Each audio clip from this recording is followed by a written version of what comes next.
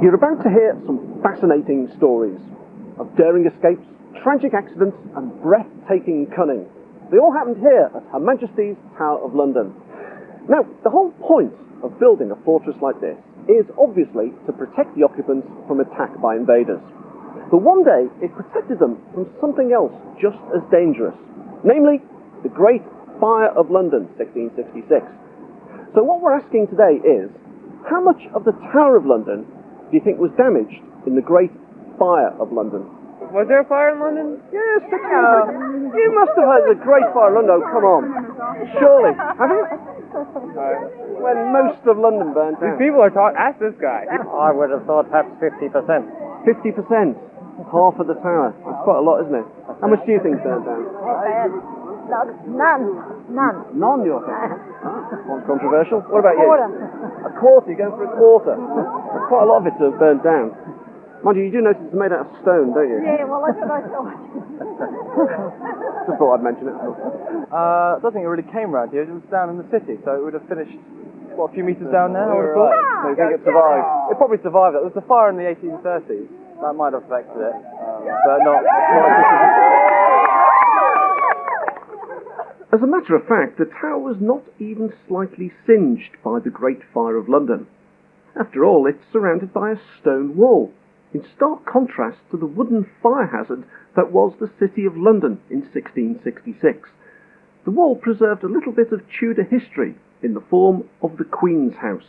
It's called the Queen's House because this is, as the name would suggest, the house of the Queen. This is the house where she would live if she came to live at the Tower of London, which I have to say she very rarely does, but that's what the Guardsman is doing outside.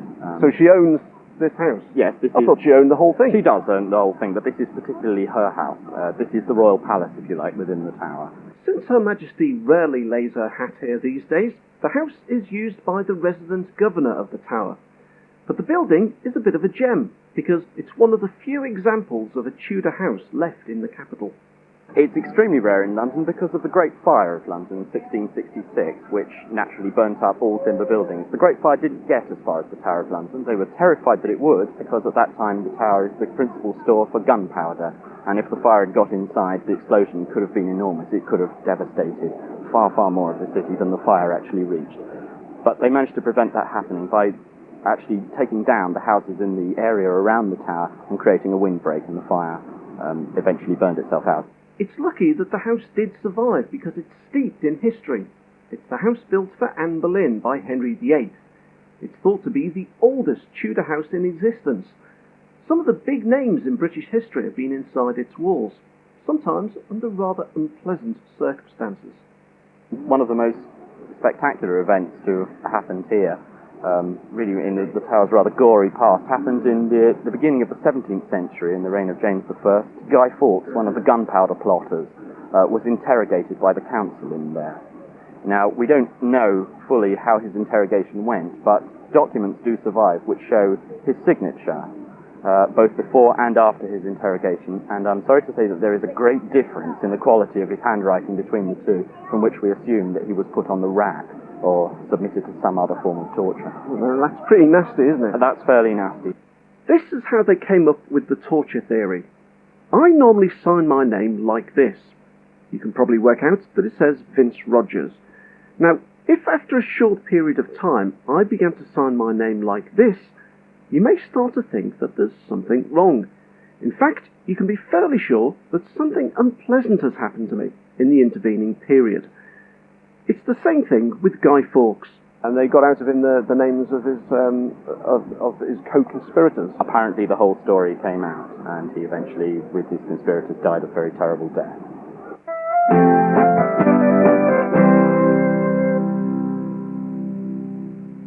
The Ravens are some of the best-known residents of the tower. If they ever leave the tower, something dreadful is supposed to happen. Anybody know what? Yes, don't we get defeated in battle, something like that? Defeated in battle? Yes, next time we have a battle. We don't have battles that often these days. Oh, we do, we're always having battles. No. No idea. Do you know the Ravens? Do you know what I'm talking about? I'm assuming I would say when someone has died, I'll guess. Or is it when the Queen dies? Everybody knows, well, alright, some people know the myth about the Ravens and the Tower of London. which is that if the ravens ever leave, then the crown will fall. But how did the royalty themselves find out all about this? Well, apparently it's got a lot to do with the science of astronomy and one particular tower of the Tower of London. The central building in the Tower of London is called the White Tower, even though it has in fact 4 towers, though one of them is different to the others. It's round. It all has to do with the round tower that's right behind us there. It was in that tower in the 1670s that the first astronomer royal, John Flamsteed, was allowed by King Charles II to set up his telescope there to make observations of the stars. So there's a telescope up in that tower? Yes, it wasn't very long. This is leading us towards the ravens. This is leading us towards the ravens. It's leading us in lots of directions. This is the first royal observatory just before they moved down the river to Greenwich. It turns out for John Flamsteed that they'd made a bit of an error. In fact, the round tower of the Tower of London was just about the worst possible place they could have chosen to put a telescope. The tower wasn't a good place for it to be, and one of the reasons was the ravens, that, according to the story, they kept flying up and fouling the lens of his telescope. And so That's not very pleasant, is it? You're looking up through the telescope. it wasn't doing his observations any good at all. I think the view really wasn't the best, and so he complained to Charles II about this, and Charles said, okay, fine, we will have the ravens destroyed. I want my astronomer to be the best in the world. And then someone popped up with the story and said, Your Majesty, I really don't think you want to be doing that, because if you do, your tower will fall and your kingdom with it. And because Charles had seen exactly what had happened to his father, his kingdom had indeed fallen. And he was probably rather suspicious about that. And so the story goes that we have kept ravens here ever since as an insurance policy for the security of the tower and the state.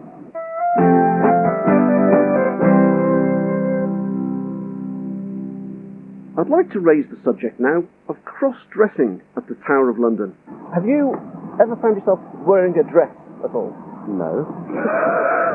Are you sure? Positive, yes. Have you, sir, ever worn a dress? No. Are you sure? Or is it just something you're not telling your wife about? I can't recall ever wearing a dress, no. No. Is there something that you know that we don't? No. This is not the kind of program you want to be on. I may have worn one to a costume party. We'll get into it I now. haven't known him that long, so. He'd look good in blue, wouldn't he? Oh, yeah. Oh, yeah. He would. Oh, I don't know, you look at the type. Surely at some point. No. Can you confirm this? Yes, I can confirm this. As far as you know. As I know, Right, yes. right. He'd look good in a frock, wouldn't he? Oh, would you? I bet you got the legs for it. You think so? He has too, I yes. don't know about the face, but certainly the legs. Probably the legs, yeah. Well, a dress did come in handy once for one of the prisoners here, because the Tower of London was in fact a prison as well as a palace. I mean, these walls were designed to keep the riffraff out, but they're also designed to keep the prisoners in. Now, the yeoman jailer of the Tower of London was a chap by the name of Tom Shaw, and he says there was once an escape attempt by the cross-dressing Earl of Nithsdale. He was involved in the Jacobite uprisings of 1715, and he was captured at the Battle of Preston. Brought down to London, he was tried for treason and sentenced to be hanged, drawn, and quartered. Not very pleasant. Not very pleasant at all. Certainly not the way I'd like to go. He was held in a small room in the Queen's house, presumably mulling over in his mind how the authorities would soon be literally tearing him limb from limb. Meanwhile, his wife rode all the way from Dundee on horseback to plead for clemency. Of course, it was to no avail, but what they did do is they commuted his sentence to beheading only, so he did get something out of it. She was also allowed to visit him as often as she wished, and it was during these visits that she hatched this wonderful plot. Accompanied by her maid and the housekeeper with whom she was living, they paid daily visits, and they used to bring in items of women's clothing and hide them in the little cell. Despite what you might think, the women's clothes were not some kind of kinky final request from the Earl of Nithsdale.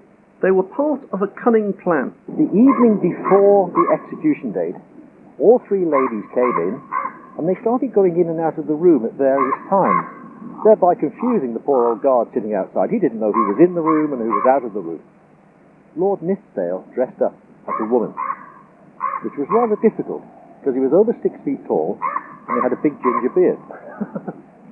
But quite seriously, what he did is he walked out of the room in women's clothing, holding a handkerchief in front of his face, pretending to be crying. and he calmly walked out of the tower. This left Lady Nithsdale alone in the cell. And what she did, she carried on talking to herself for over an hour to convince that poor old guard sitting outside that she was talking to her husband. And after about an hour, she left the room and said to the guard, "Please give my husband some time to be at peace with his maker." And she calmly walked out. They met at Rotherhithe, just downriver from here, jumped on a boat, sailed off to Italy, and lived happily ever after for another 40 years.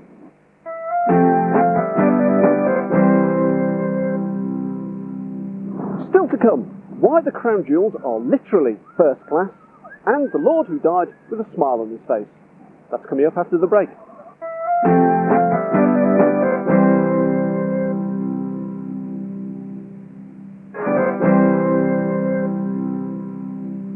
Welcome back to the Tower of London. Now, there was a bloke called Lord Lovat who had his head chopped off here in the 18th century, and yet he died with a smile on his face. Anyone got any idea why? No idea. Used a bit of imagination here. Something happened to make him laugh. Right before he died, had wonderful sex. That's the only thing I can think of. Died while he was. Well, that happens, right? He died with a secret. Some kind of secret, yeah, that went with him through the grave. Yeah. No, that's not it. So, sex, that's all you can think of. Well. That is not, well, never mind. The reason that Simon Fraser, otherwise known as Lord Lovat, died with a smile on his face has something to do with the fact that there were two types of execution at the Tower. There were private executions and public executions. The private executions actually took place inside the complex, just here on the private scaffold site. So who had private executions? Only the friends of royalty. They were the ones who were beheaded in private. Must have been quite a privilege, I It was suppose. considered quite a privilege, yes. But all the others were actually beheaded in public outside the complex on Tower Hill. Whenever there was a public execution on Tower Hill, this was looked upon by the people as fantastic free entertainment. And on execution day, it was really a great holiday. People would come from miles around. Terrific entertainment, I It was suppose. great. They had no TV, no radio, no newspapers. So what were they going to do for their day out? And of course, mums and dads and the children, they bring along their little picnic baskets and they wait out there for the great execution day. Tower Hill was the final destination of Lord Lovat because of his part in the Second Jacobite Rebellion in 1745. Tiered seating was set up for the crowd to watch his execution. He was led to the scaffold, up the steps, and all the crowd started jeering and booing and hissing, and all of a sudden there was a mighty crash, and the tiered seating collapsed. No. Yeah. And Simon Fraser, who'd gone out there to be executed, to be watched by all these people, actually stood there and watched them die. They were killed. They were killed. Yeah. Do we know about how many? About a dozen. It's very difficult to say exactly how many, but it was about a dozen. And they all died before he did. So he actually went to his death with a smile on his face. Strange, but true. And then they cut his head off. Then they cut his head off, yes. That wiped the smile off his face, I suppose. Unfortunately, yes, yes.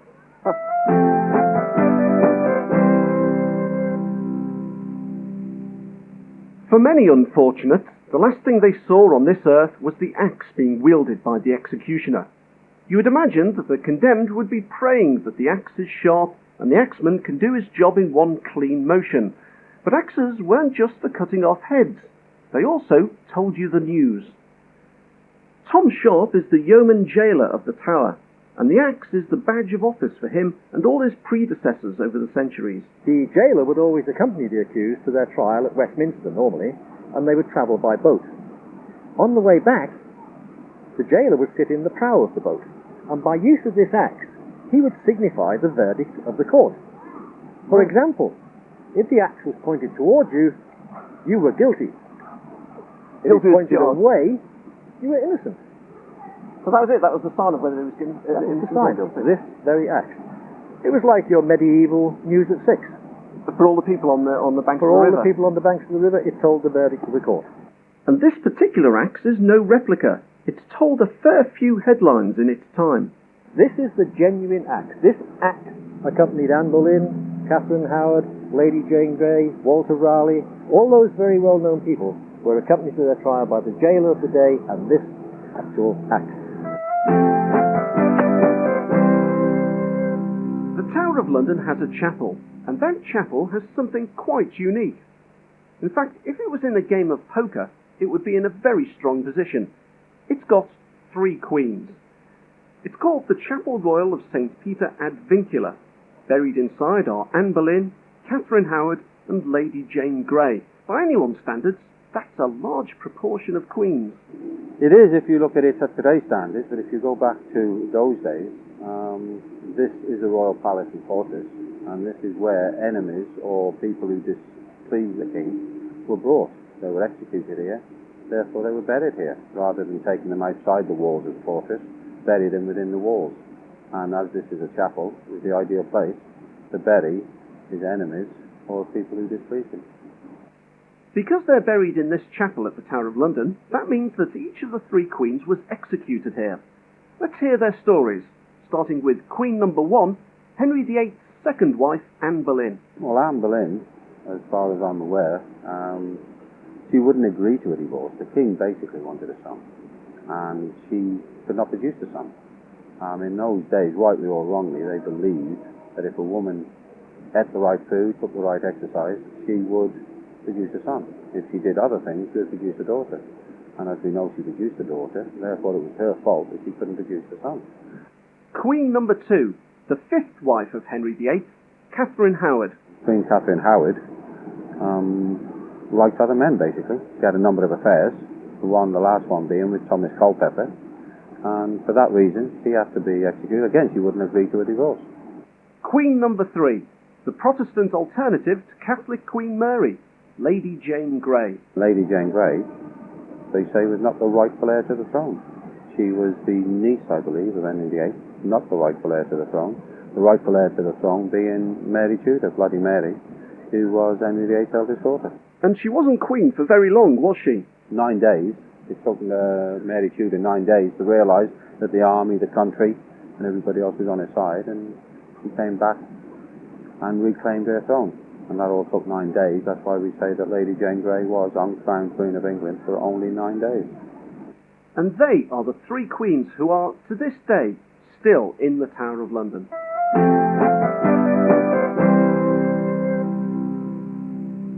When Sir Walter Raleigh came back from America, we can thank him for 2 things: tobacco and potatoes.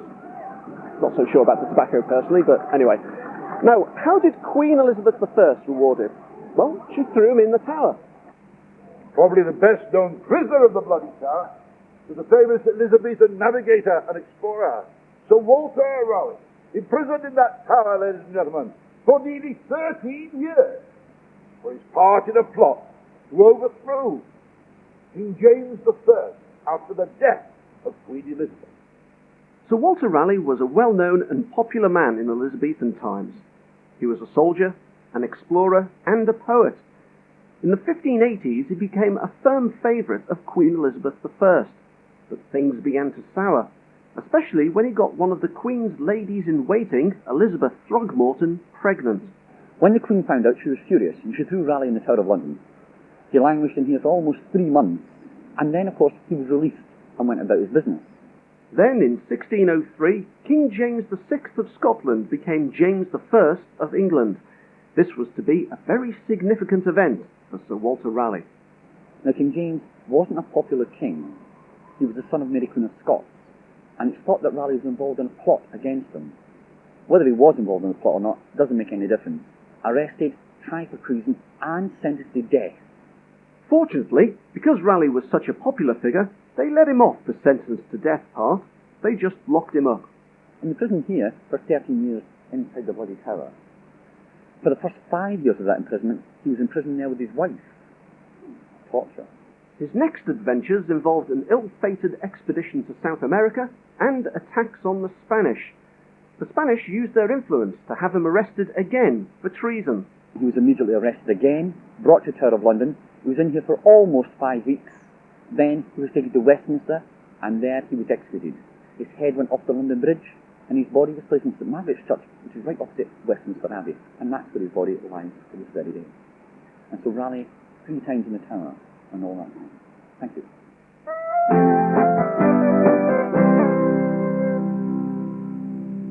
In Inside this building is the biggest diamond in the world. It's called the First Star of Africa, also known as the Cullinan 1. It weighs a massive 530 carats and is found sitting on top of the scepter.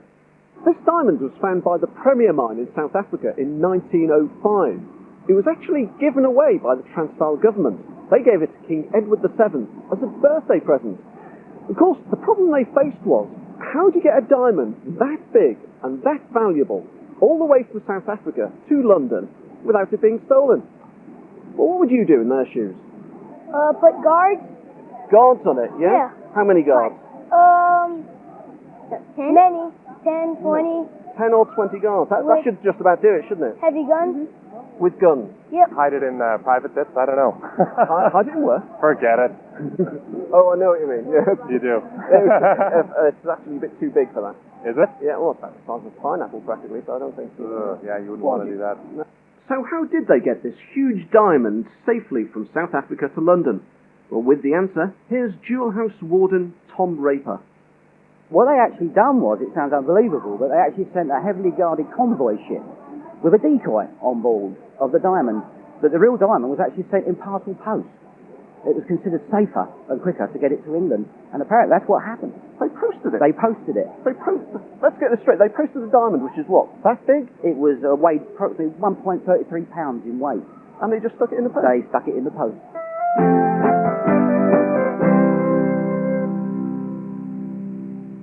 What I want to know is, this huge diamond, how did they get it through the letterbox? Anyway, that's our rough history of the Tower of London. See you next time. Goodbye.